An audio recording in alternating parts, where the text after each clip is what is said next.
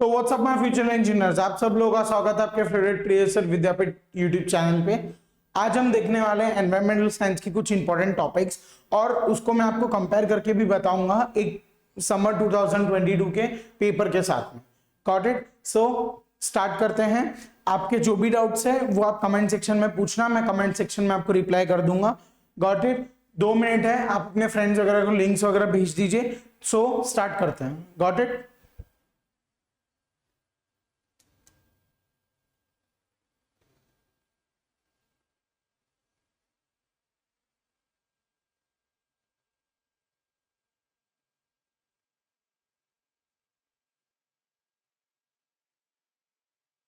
So start करते हैं।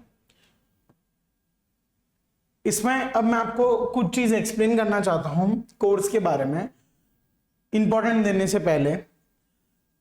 अब इसमें जो आईएमपी के पूरा जितना भी फॉर्मेट है, जो मैं यहाँ पे पीपीटी बताऊंगा आपको पूरी, वो आपको कहाँ मिलेगी? प्रियस सर के एप्लीकेशन के ऊपर। उसकी लिंक आपको नीचे डिस्क्रिप्शन में मिल जाएगी, वहां से डाउनलोड कर लेना। अगर आपको कोर्स परचेज करना है तो वहां पे फर्स्ट ईयर में जाना और वहां पे ईएस का कोर्स होगा, उसको परचेस कर लेना अगर आपको कोर्स परचेस करना है तो। लेकिन मैं आपको कुछ उसके की फीचर्स बताना चाहता हूँ, क्या पता आपके इसमें मैच हो जाए तो आपको और इजीनेस रहे आपके एग्जाम क्लियर करने के लिए। एनवायरमेंटल साइंस एक ऐसा सब्जेक्ट है जिसमें क्रेडिट्स नहीं है, बट इंपॉर्टेंट हो जाता है क्योंकि वो बैकलॉग भी ला सकता है इंजीनियरिंग के अंदर। Okay, which is very bad for your resume and all. Got it? तो उसको पहले देखेंगे की फीचर्स को, क्या फीचर्स है उसके अंदर, क्यों मैं आपको बोल रहा हूँ, एंडोर्स क्यों कर रहा हूँ, आप वो कोर्स लो। Got it? और उसके अंदर अगर आपको कोर्स लेना है नहीं लेना वो आपके ऊपर है, बट ये जो पीपीटी है वो उसके अंदर ही अपलोड होगी तो आप वहीं से एक्सेस कर पाओगे। Got it? मतलब आपको फ्री में ही मिलेगी ये पीपीटी, लेकिन आपको कोर्स से लेनी पड़ेगी। Got it? और प्लस एक और चीज, अगर आप परचेज कर रहे हो कोर्स तो उसके अंदर एक एक चीज डिटेल में समझाई हुई है। यहां पे मैं अभी खाली इंपॉर्टेंट ही समझाऊंगा। Got it? सो स्टार्ट करते हैं। पहला की पॉइंट क्या है कि डिटेल एक्सप्लेनेशन है वीडियो के अंदर, हिंदी और इंग्लिश के अंदर दोनों। जैसे अभी मैं आपको समझा रहा हूं हिंदी के अंदर सब, वैसे मैंने एक एक चीज डिटेल में ईएस की समझा के रखी है कोर्स के अंदर। और इंग्लिश के अंदर कैसे लाइन होती है उसको रीड करके प्रॉपरली उसको हिंदी में आपको समझाया है। और सेम अगर वही चीज के आपको नोट्स मिल जाए तो आपको बार बार रिफर ना करना पड़े। ओके, इसलिए नोट्स भी होती है। प्लस आप जब भी लेक्चर देखते हो तब नोट्स बनाया करो। Got it? तो वो अभी हेल्प करती है एग्जाम के एंड टाइम में। प्रॉपर रोड मैप दिया है, कैसे करना है, क्या चैप्टर्स पहले करने हैं। Got it? कितना किसका वेटेज है, क्या है सब। पेपर सॉल्यूशन है, पेपर सॉल्यूशन है।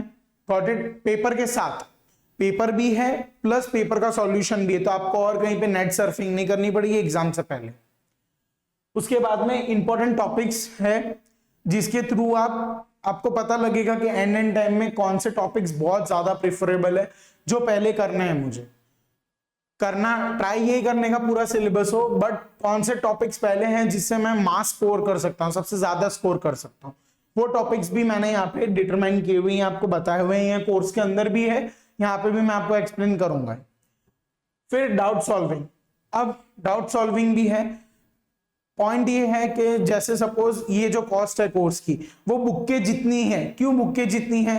क्योंकि आपको भी कन्वीनियंट रहे परचेस करने में, क्योंकि बुक की सेम प्राइस होगी तो आप लोग भी ऑनलाइन मोड में जाना ज्यादा प्रीफर करोगे। क्यों? क्योंकि अगर आप बुक परचेस करते हो तो आपको कोई भी डाउट सॉल्व करने वाला मिलता नहीं है, बट यहाँ पे वही चीज इंप्रोवाइज्ड है, प्लस सारी चीज डिजिटली अवेलेबल है। और साथ में आपको डाउट आप दोनों जगह पे पूछ सकते हो, या तो व्हाट्सएप पे या तो कॉल पे। और मैक्सिममली एक बहुत सारे टीचर्स एक दिन के अंदर रिप्लाई कर देते हैं। और ये मतलब बुक्स में अगर एंड टाइम पे है कोई भी डाउट तो आप कहाँ जाओगे? टीचर्स को पूछने थोड़ी जाओगे। और वैसे भी मैक्सिमम कॉलेजेस बंद होती है एग्जाम से पहले। Not required student to purchase book. जैसा कि मैंने आपको बताया, अगर आप कोर्स ले रहे हो तो आपको बुक लेने की कोई जरूरत नहीं है। पूरा अच्छे से डिटेल में एक्सप्लेन किया हुआ है। इतना डिटेल में एक्सप्लेन किया हुआ है एनवायरमेंटल साइंस में कि आप अगर सीधा वहां से उठा के लर्न करके अगर उसको लिख के आओगे तो आपको पूरे पूरे मार्क्स मिलने वाले हैं। Got it? सो आगे देखते हैं। Important topics with summer 2022 paper solution. Discussion, sorry, मतलब डिस्कस करूंगा मैं यहाँ पे आपके साथ में।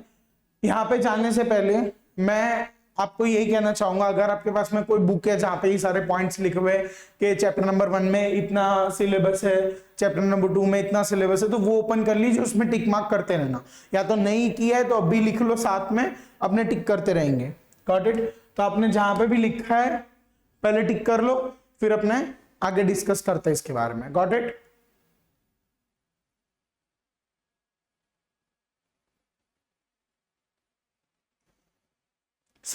ये चैप्टर आता है 8% में, मतलब यहाँ पे जो भी मैंने मार्क्स लिखे हैं ना 5.6 M मतलब मार्क्स, 5.6 मतलब इसका मतलब ये नहीं 5.6 मार्क्स का ही पूछेंगे, इसमें फ्लक्चुएशंस होती है, तो ऐसा भी हो सकता है 4 मार्क में पूछ ले, 7 मार्क में पूछ ले।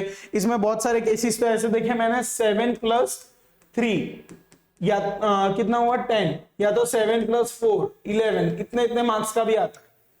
Got it? तो ये मार्क्स को इतना ज्यादा फोकस नहीं करने का। द थिंग इज दैट कि आप कंटेंट को देखो, ये मैंने लिखने के लिए आपको बताने के लिए की है कि इंपॉर्टेंस बताता है बेसिकली चैप्टर की। बट एनवायरमेंटल साइंस एक ऐसा सब्जेक्ट है कि जिसमें कुछ भी स्टैग्नेंट नहीं होता है। अगर उन्होंने बोला ये फिक्स है मतलब वो फिक्स नहीं है, वो अलग अलग चेंज भी हो सकता है, क्योंकि वो सिलेबस में लिखा हुआ ही होता है कि दिस इज नॉट फिक्स्ड, मतलब वो फिक्स नहीं है, वो चेंज हो सकता है। मतलब जो पेपर बनाएगा ना उसके ऊपर डिपेंड करता है कि वो उसको 10 मार्क का पूछना है, 11 मार्क का पूछना है, ऐसा भी बन सकता है 3 मार्क का ही पूछे खाली फर्स्ट चैप्टर में से, माइट बी पॉसिबल। इसीलिए मैक्सिमम टॉपिक्स करके जाओ जितना हो सके।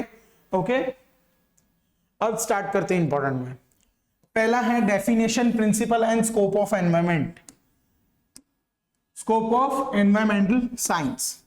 ये आपको टॉपिक करना ही करना है, मैक्सिमम एक क्वेश्चन तो होता ही हुआ है, मैंने बहुत सारे प्रीवियस ईयर पेपर्स देखे हैं इसीलिए। फिर impacts of technology on environment, अगर जो पेपर बनाने वाला होगा उसको थोड़े लॉजिकल क्वेश्चंस पूछने होंगे एनवायरमेंटल साइंस में, तो टेक्नोलॉजी वाला पूछ लेगा, या तो ऐसा पूछ लेगा कि क्या मतलब आपने, जैसे आप यंगस्टर्स हो तो क्या आपने बेनिफिट किया एनवायरमेंट को उसको बचाने के लिए, तो आपको वो सब फिर तब थोड़ा बहुत लिखना पड़ता है खुद के हिसाब से ढूंढ के, तो उसके लिए आपको बेसिक नॉलेज होनी चाहिए, तो बेसिक नॉलेज ये टॉपिक से आपको मिल जाएगी आराम से। फिर एनवायरमेंटल डिग्रेडेशन इतना इंपॉर्टेंट नहीं है, ओके, ये छोड़ सकते हो। फिर उसके बाद में टॉपिक आता है importance for different engineering disciplines. ये मोस्ट इंपॉर्टेंट क्वेश्चन है, हर बार 7 मार्क में पूछते ही हैं मैक्सिमम, मतलब मैंने अगर 5 पेपर देखे ना तो 5 में से 4 पेपर में तो ये है ही, और हर बार पूछते ही मैक्सिममली 2022 के पेपर में भी है। फिर अब देखते हैं चैप्टर नंबर 2 का वाटर पॉल्यूशन। चैप्टर नंबर 2 को मैंने 4 पार्ट में डिवाइड किया है। पहले में एयर पॉल्यूशन, सेकंड है वाटर पॉल्यूशन, तीसरा है नॉइज पॉल्यूशन, चौथा है सारे वेस्ट, जितने भी वेस्ट है, 3 वेस्ट है अपने पास में। ओके, सो अब वाटर पॉल्यूशन। वाटर पॉल्यूशन के अंदर क्या इंपॉर्टेंट है, water quality standards. Water quality standards बहुत इंपॉर्टेंट है, बहुत ज्यादा। वाटर क्वालिटी स्टैंडर्ड्स भी पूछे जाते हैं और सोर्स भी पूछा जाता है। सोर्स से फिर भी इतना नहीं पूछा जाता जितना इफेक्ट्स ऑफ वाटर पॉल्यूटेंट्स पूछा जाता है। ये इंपॉर्टेंट है, ये इंपॉर्टेंट है। ये जितने भी मैं स्टार कर रहा हूं ना, अगर उन लोगों को खाली पास होना है ना जिनको, वो ये थियरीज करके जाना, लेकिन जिसको अच्छे मार्क्स लाने, अच्छे मींस 40, 45, 50, 60, वो ये सब थियरीज करके जाना साथ साथ में। और मैं यही रिकमेंड करूंगा पास, मतलब जिन जो खाली वीडियो इसलिए देख रहे हैं पास होना है। Point is that environmental science में मैक्सिमम लोग वही फेल होते हैं जो खाली पास जितना लिख के आते हैं। द थिंग इज दैट के सब लोग ऐसे सोचते हैं कि वो क्वेश्चन अटेम्प्ट के उतना आ जाएगा, 4 मार्क का अटेम्प्ट के 4 मार्क का लिखा है मैंने 2 पेज भर के लिखा है, आ जाएगा मेरा तो 4 मार्क। ऐसा नहीं होता, वो लोग मार्क फिर भी काटेंगे आपके। और हमेशा कभी भी एनवायरमेंटल साइंस और जैसे इंग्लिश हुआ, ये सब सब्जेक्ट्स में है ना, कभी भी पूरा मान के नहीं चलने के मार्क्स। जैसे 4 मार्क का क्वेश्चन है ना, तो उसके अंदर 2 ही मार्क कंसीडर करके चलने का, कि 2 ही मार्क मिलेगा, 2 या 2.5 मार्क, और इससे ज्यादा मिले तो बात अलग है, बट इतना ही कंसीडर करके चलने का। इसलिए मैं आपको रिकमेंड करता हूं, जो पास होने वाले हैं वो कम से कम 40-45 मार्क्स का पेपर लिख के आएंगे, तब आराम से पास हो जाएंगे, ठीक है। और जिनको 40-45 चाहिए वो बढ़िया करो फिर। डन। अब समझ आ गया आपको? तो ये डबल स्टार मैं कर रहा हूं, ठीक है। अब आगे देखते हैं। हाँ, इसमें रह गया था एक, ये तो पक्का ही है डिसिप्लिन वाला, और एक ये प्रिंसिपल वाला। अब आते हैं यहाँ पे एयर पॉल्यूशन पे। एयर पॉल्यूशन में सबसे पहले तो composition of air, structure of air बहुत इंपॉर्टेंट है, बहुत ज्यादा इंपॉर्टेंट है। ये ऐसा है क्योंकि इसमें पूछ ही लेते हैं, स्ट्रेटोस्फीयर, ट्रोपोस्फीयर, ये सब आता है इसके अंदर, और बहुत ज्यादा इंपॉर्टेंट है। एम्बिएंट एयर क्वालिटी स्टैंडर्ड बहुत ज्यादा टफ है, ये आप छोड़ सकते हो, कोई दिक्कत नहीं है। फिर क्लासिफिकेशन ऑफ एयर पॉल्यूटेंट्स, और पहली बात ये है मैक्सिमम कॉलेजेस में ये टॉपिक कराया नहीं जाता है, एम्बिएंट एयर क्वालिटी स्टैंडर्ड्स, ठीक है। क्यों नहीं किया करवाया जाता? क्योंकि लास्ट टू लास्ट ये पूछा था 1998 के अंदर, उसके बाद में एक भी बार पूछा नहीं है। Classification of air pollutants, classification of air pollutants मत करना, चलेगा। Source of common air pollutants करना, सोर्सेस करना उसके, स्पेशली ये जो मैंने यहां पे मेंशन किए वो SO2, NOx और एक CO2 भी है इसके अंदर, CO2 भी इंपॉर्टेंट है। देन फिर एक इफेक्ट्स ऑफ एयर पॉल्यूशन, ये भी इंपॉर्टेंट है। जो व्हाइट लाइन से किए हैं ना वो इंपॉर्टेंट नहीं है, जो व्हाइट लाइन के, और जिसमें मैं डबल स्टार मार रहा हूं ना वो ऐसे थियरीज है जो मैक्सिमम आपको करके जानी ही है। मतलब ये थियरी तो कोई आपको ऐसे रैंडमली भी पूछे ना तो भी आपको पूरी A to Z आनी चाहिए। Got it? अब नॉइज पॉल्यूशन पे आते हैं। नॉइज पॉल्यूशन में साउंड एंड नॉइज इंपॉर्टेंट है, IMP। इसमें डिफरेंशिएशन बिटवीन पूछते हैं, डिफरेंस करना इनका, और causes and effect. Causes and effect भी इंपॉर्टेंट है। पॉइंट इज दैट के हर एक चैप्टर के अंदर 4-4, 5-5 टॉपिक्स है। अब वो उसमें से मैं आपको 2 या 3 टॉपिक तो देना ही पड़ेगा मुझे, क्योंकि प्रॉब्लम क्या है, अगर मैं आपको कॉजेज एंड इफेक्ट छोड़ने बोल दूंगा ना, ठीक है चलो कॉजेज एंड इफेक्ट अभी आपने सोचा छोड़ देते हैं, लेकिन प्रॉब्लम क्या होगा, क्वेश्चन पेपर के अंदर सीधा ये पूछेगा what is the effects of air pollution, what is effect of water pollution, तो तब आप ब्लैंक हो जाओगे। और ये सब क्वेश्चंस ऐसे होते हैं जो 7 मार्क्स में पूछे जाते हैं। अगर आपको ऐसा है कि ठीक है छोड़ना है, कोई एक थियरी नहीं है, जितनी थियरीज मैंने दी है, तो वो जो एक थियरी है ना उसके अंदर आपको ऊपर से लेके नीचे तक उसको खाली गो थ्रू कर लेने का, एक या 2 बार रीड आउट कर लेने का, ताकि अगर 10 चीज में से 5 भी चीज आए ना आपको तो 5 चीज के तो मार्क्स मिल जाए, अगर बाकी आपने ब्लफ किया हो तो भी। Got it? इसीलिए अब वेस्ट देखते हैं। अब वेस्ट के अंदर 3 टाइप के वेस्ट है अपने पास में, ये तीनों टाइप में पूरा करना हमेशा एक ना एक क्वेश्चन तो आता ही आता है। बायो का ले लो, चाहे सॉलिड का ले लो, चाहे ई वेस्ट ले लो, मैक्सिममली ई वेस्ट और बायोलॉजिकल वेस्ट पूछा जाता है मैक्सिमम, ठीक है। आगे देखते हैं। अब ग्लोबल एनवायरमेंट इश्यूज, इसके अंदर भी ग्लोबल वार्मिंग क्या होती है। पहले तो सस्टेनेबिलिटी डेवलपमेंट मोस्ट इंपॉर्टेंट, ये तो पूछेंगे। और global warming and green house gases effect. अब ग्रीन हाउस गैसेस इफेक्ट में क्या है, ग्रीन हाउस इफेक्ट पूछे तो इसके अंदर गैसेस प्रॉपरली एक्सप्लेन करना है, ऐसा नहीं छोड़ के आ जाना है खाली गैसेस लिख के और थोड़ा बहुत एक्सप्लेन करके, ऐसा नहीं, प्रॉपरली गैसेस को भी एक्सप्लेन करना है। मैंने कोर्स में ढंग से समझाया हुआ है ऑलरेडी। फिर एसिड रेन। अब एसिड रेन का रीजन क्या है, फॉर्मूलाज क्या है एसिड रेन का, वो पूरा लिखना है कि सल्फर का रिएक्शन होता है उसके बाद में रेन होती है, वो पूरा प्रॉपरली लिखना है उसमें। ओके। फिर depletion of ozone layer. Ozone layer क्यों डिप्लीट हो रहा है, ये भी इंपॉर्टेंट टॉपिक है, ये इतना तो इंपॉर्टेंट है। और ये चैप्टर भी बहुत बड़ा वेटेज लेके आता है, 24% वेटेज, और मैक्सिमम है ना पूछा जाता है 2-3 में से ही। बट पॉइंट इज दैट अगर मैं आपको ऐसा बोलूंगा 2 और 3 कर लो तो उसमें 1, 4 और 5 में आप फंस जाओगे, क्योंकि उसमें क्या होता है भले ही 4-5 टॉपिक्स ही उनमें भी, लेकिन उसमें प्रॉब्लम ये है कि ना अगर मैं आपको बोल दूंगा ना छोड़ दो तो आप उसमें अटक जाओगे, क्योंकि वो ऐसी चीजें हैं ना जो डेफिनेशन वाली है और डेफिनेशन आपको लर्न करनी ही पड़ेगी। ये सब चीजें तो फिर भी आप एक बार थोड़ा बहुत आगे पीछे करके ब्लफ करके लिख सकते हो। कार्बन फुटप्रिंट इतना इंपॉर्टेंट नहीं है, छोड़ सकते हो। CDM मैकेनिज्म इंपॉर्टेंट, हाँ, international steps for mitigation global change, ये ठीक है, इतना इंपॉर्टेंट नहीं है पर इंपॉर्टेंट है, कोई 5 साल में एक बार पूछ लेते। Got it, done. और जितने भी यहाँ पे वाइट है, अगर आपके पास बहुत कम टाइम है तो आप इनको छोड़ सकते हो, पूरा कंप्लीटली इग्नोर कर सकते हो, बट अगर आप इग्नोर कर रहे हो तो उसका एक लॉस भी होगा। अगर वहां पे क्वेश्चन पूछते हैं तो फिर आप ये एक्सपेक्ट मत करना कि वो क्वेश्चन आपको आएगा। अगर आपकी नॉर्मल जनरल नॉलेज बढ़िया है तो आप माइट भी पॉसिबल के 7 मार्क का पूछा है तो आप उसमें 3 या 4 मार्क जितना लिख सकते हो। डन।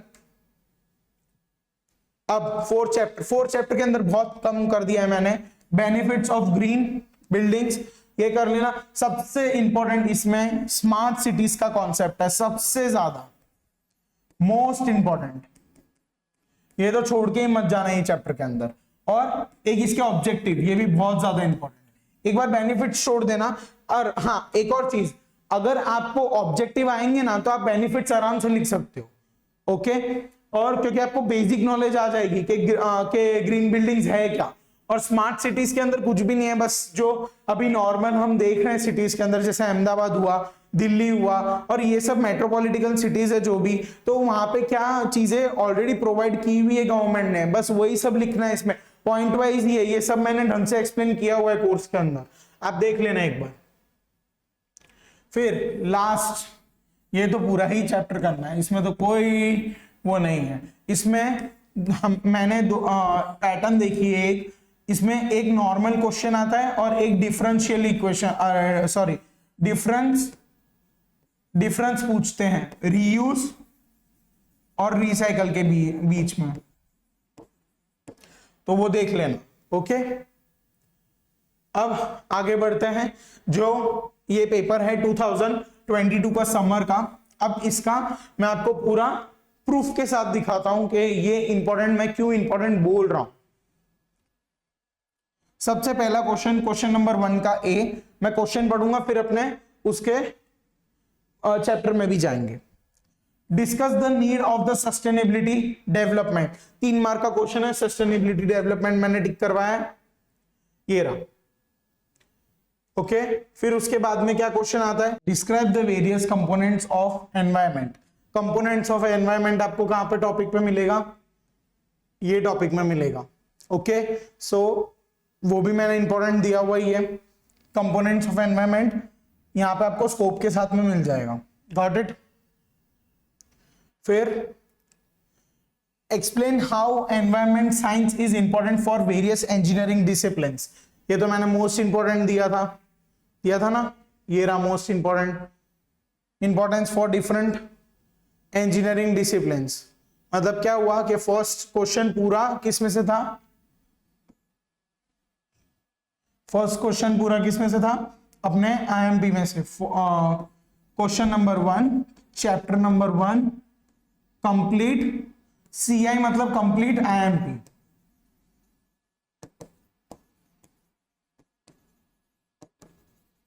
मतलब सीआई में से था पूरा।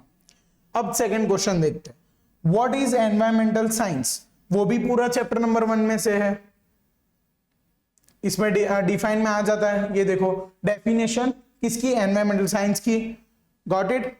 फिर उसके बाद में क्या आता है पेपर में, define environment pollution and give the various causes of it. ये कैसा क्वेश्चन है, ये एक ऐसा क्वेश्चन है जो लॉजिकल है, थोड़ा आपको खुद से सोच के लिखना पड़ेगा कि इसके अंदर मैं कितने टाइप के पॉल्यूशंस लिखूं, तो इसको मैं सीए में कंसिडर नहीं करूंगा, क्यों, क्योंकि एक क्वेश्चन नहीं आया। एक्सप्लेन द, भले ही वो आपके लॉजिकल इंप्लीमेंटेशन के हिसाब से, but the thing is that वो आईएमपी में से नहीं है, इसलिए मैं नहीं कंसिडर करूंगा। Explain the effect of toxic substance present in the water and biomagnification, okay, biomagnification.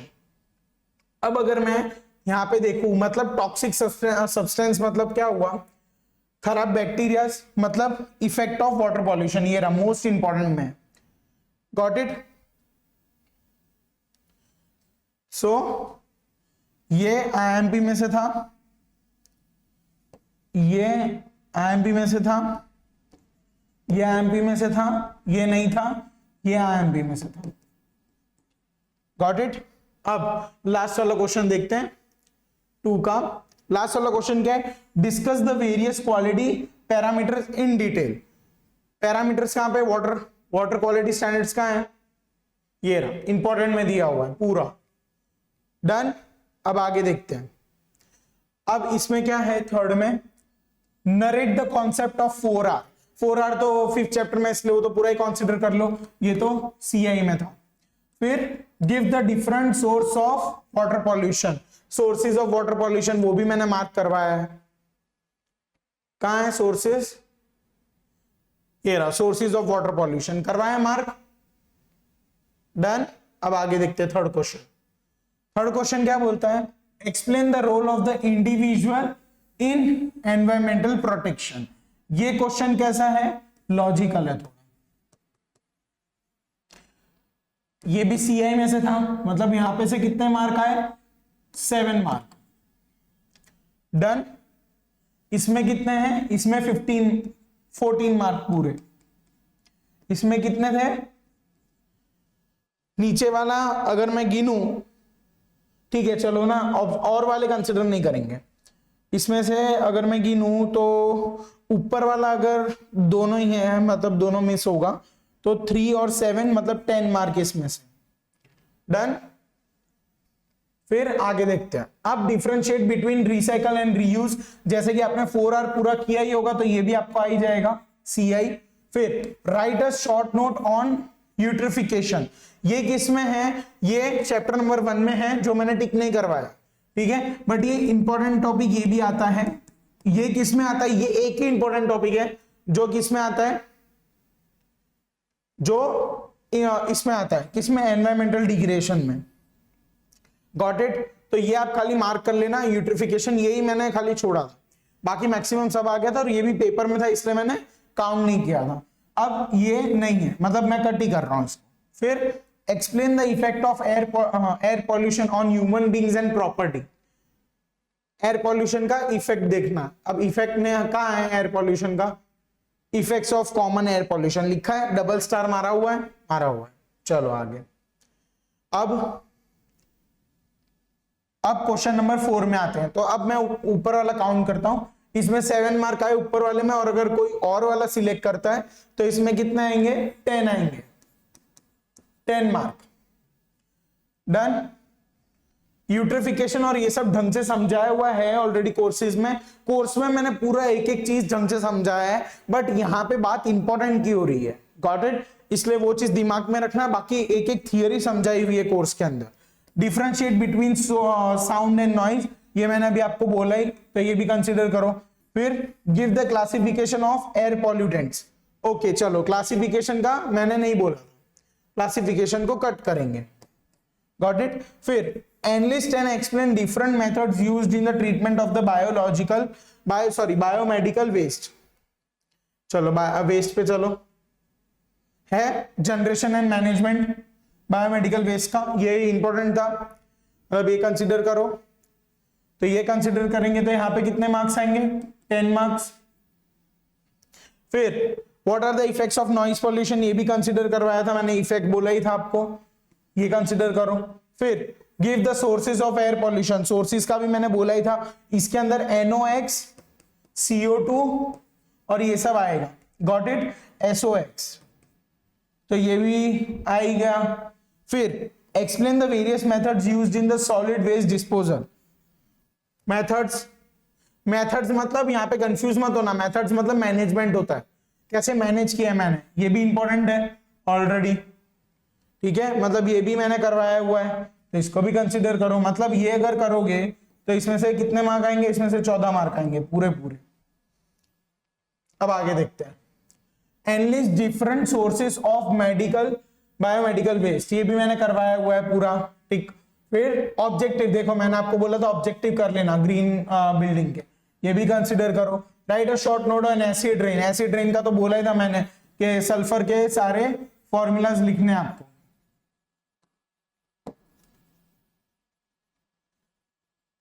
ये भी कंसीडर करो, मतलब यहां पे कितना आएगा, ये हो गया कितना मार्क, 14 मार्क यहां पे भी।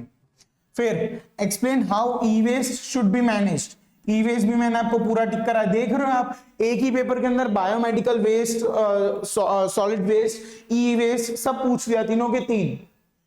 फिर analyse the core infrastructure elements of a smart city. अब इतना इतना सब इसने लिखा, ठीक है, पेपर बनाने वाले ने, लेकिन लास्ट में क्या मेंशन किया, स्मार्ट सिटी। तो जितना भी स्मार्ट सिटी के बारे में आपको पता वो सब मेंशन करने का, स्मार्ट सिटी भी मैंने इंपॉर्टेंट में दी थी। फिर right a short note on ozone depletion. Ozone depletion भी मैंने आपको अभी इंपॉर्टेंट में टिक करवाया है, मतलब अगर ये भी अच्छे से अटेम्प्ट किया तो कितने मार्क्स, 14 मार्क्स। अब मैं टोटल मार्क्स कैलकुलेट करूंगा, कितना आएगा एक सेक्शन में से।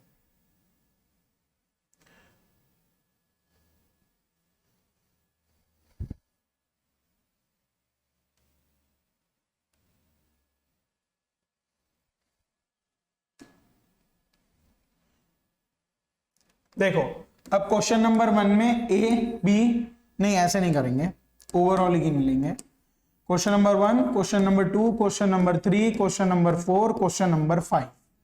डन। जो मेजर वाला होगा वो भी काउंट करेंगे, जो माइनर वाला होगा वो भी काउंट करेंगे। 14 मार्क्स पूरे आ रहे हैं फर्स्ट क्वेश्चन में, तो इसमें लिख दो 14 मार्क्स। यहां पे मेजर लिखूंगा और यहां पे माइनर लिखूंगा। माइनर क्यों काउंट कर रहा हूं मैं, कि अगर सपोज जैसे मैंने ऊपर वाला क्वेश्चन कर लिया लेकिन उसमें तो कम मार्क्स आ रहे हैं मेरे, बट नीचे वाले में ज्यादा आ रहे हैं, तो मेजर में जाएगा ज्यादा वाला और कम वाला माइनर में जाएगा। फिर क्वेश्चन नंबर 2 में क्या है हालचाल, क्वेश्चन नंबर 2 के अंदर 10 मार्क आ रहे हैं अपने, ठीक है, क्वेश्चन नंबर 2 में 10 मार्क।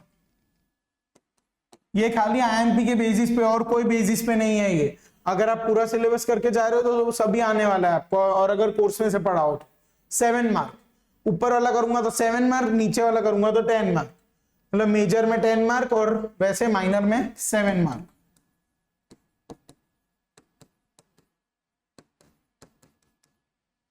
ठीक है, फिर 14 में, फिर 5 में देखते हैं, सॉरी 4 में और 5 में।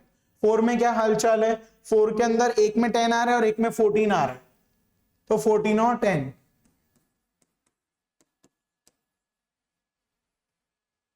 अब 5 में क्या है, 5 में तो दोनों में ही 14 आ रहे हैं, ठीक है, मतलब 14 मार्क्स। अब दोनों को कैलकुलेट करते हैं, क्या अपना बन रहा है एवरेज।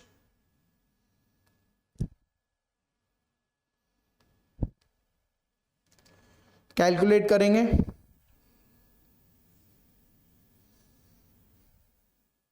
14 10 10 14 14 62 मार्क्स बन रहे हैं यहां पे, कितने में से, 70 में से, मेजर में। और माइनर में कितने बन रहे हैं, 14 प्लस 10 प्लस 7 प्लस 10 प्लस 14, देख रहे हो 55 यहां पे बन रहे हैं और यहां पे 62 बन रहे हैं। इसका मतलब क्या हुआ, आपको क्वेश्चन सिलेक्शन भी ढंग से करना है, किसने, कौन से क्वेश्चंस में, 3 4 और 5 में। अगर आपने ऊपर वाला सेट पहला क्वेश्चन देख के सिलेक्ट कर लिया लेकिन नीचे के दो आते ही नहीं है तो वो सेंस नहीं बनाता। Got it.